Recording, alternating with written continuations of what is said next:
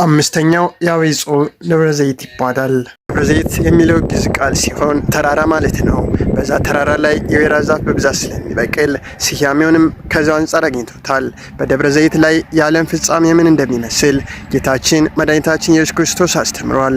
እርሱም በደብረ ዘይት ተቀምጦ ሳለ ደቀ መዛሙርቱ ለብቻቸው ቀርበው ንገረን፣ ይህ መች ይሆናል?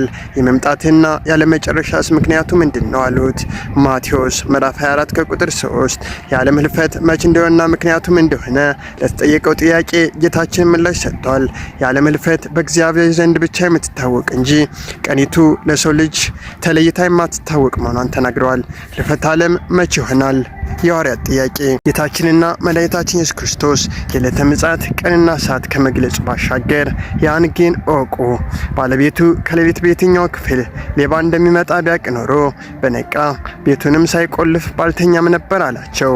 ስለዚህ እናንተ ደግሞ ተዘጋጅታችሁ ኑሩ፣ የሰው ልጅ በማታስቡበት ሰዓት ይመጣልና በማለት አሳስበዋል።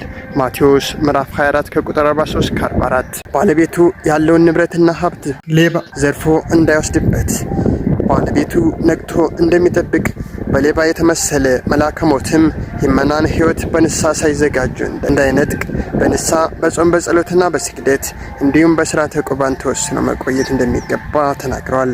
በኖህ ዘመን የነበሩ ሰዎች እግዚአብሔር ለንስሐ ብሎ በሰጣቸው 120 ዓመታት መጠቀምን አልወደዱም። ይልቁንም ሌላ ኃጢአት ለመፈጸም ጊዜያቸውን ሲከፋፍሉ ታይተዋል። በ100 ዓመታት ፈቃደ ሥጋን ፈጽመው በቀረው 20 ዓመታት ንስሐ እንደሚገቡ ሲያቅዱ ታይተዋል። በዛ ምክንያት የንፍር ውሃ ድንገት ከሰማይ ወርዶ አጥፍቷቸዋል። መቅሰፍቱ የኖህ ዘመን ሰዎችን ድንገት እንዳገኛቸው መልአከ ሞትም ድንገት እንዳይደርስባችሁ ተዘጋጅታችሁ ኑሩ ብሏል። ማቴዎስ ወንጌል ምዕራፍ 24 ከቁጥር 44። የህልፈት ዓለም ምልክቱ ምንድን ነው? የሐዋርያት ጥያቄ። ጌታችን ህልፈት ዓለምን አስመልክቶ ከቀረቡለት ጥያቄዎች ከዳግም ምጽአት በፊት ከ7 በላይ ምልክቶች እንደሚታዩ ገልጿል።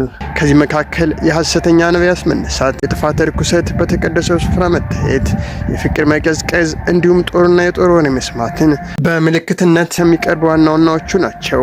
የዕለቱ ምስባክ እግዚአብሔር ግልጽ ሆኖ ይመጣል።